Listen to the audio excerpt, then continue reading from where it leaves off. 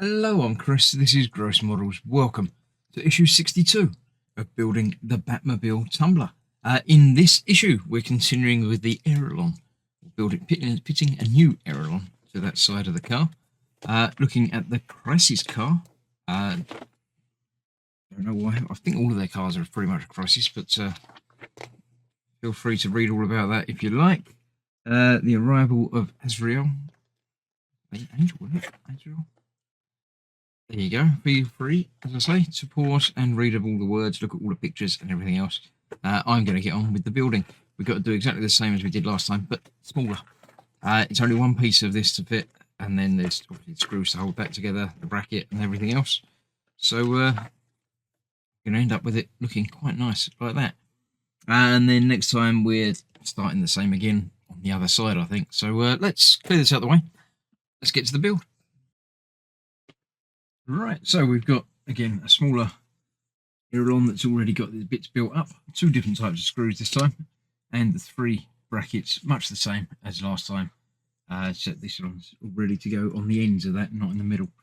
This one I did finish tightening up and attaching, and it does in fact move when you move the bit on the inside. Not by a lot, but enough to make it interesting. So this is going through that side. It does have a slight curve to the end of this, and it says to make it that way round. So I shall endeavour to make it that way round. I'm going to do this bit behind the scenes again because it's going to be another tricky trying to get that lined up.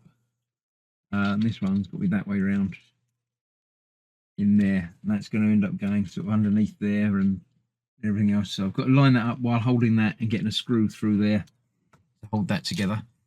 So I'll do that, and then we'll put the end pieces on, and then we'll be done. Right, that was slightly less trouble than the other one. I've knocked that bit off there now, so that's not as tight in there as I would like. I don't know, they can't go any other way. So it's got to be right. But that's gone on there now, like so. These have got to go on the outsides. Now, the easy way of finding out which one's which is they do have bits printed on the inside, and that's going to be the bit that's not visible. So this is going to be on the outside there. Goes in there. I'm actually going to put that in without attaching the top bit to it. There's two screws. We'll hold that in place. One there. And the other one at the back. One screw from that, not two. One more of them. We'll go through there.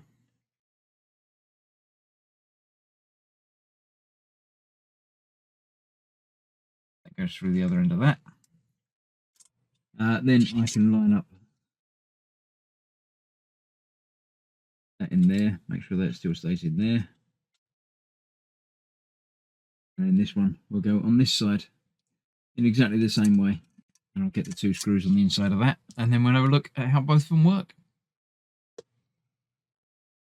And there we go, that's that attached, both of those in there. So we've got the bits on the inside that when you move them, it does move the aileron, indeed that one as well. I'm assuming they're going to be joined together, so when something moves them both, they'll both go in unison. So yeah, that's that. I'm pretty sure we're starting next time with this panel for this side, and we'll get on with that. So thank you very much for watching. Stay safe. I shall see you for more very, very soon. So, bye for now.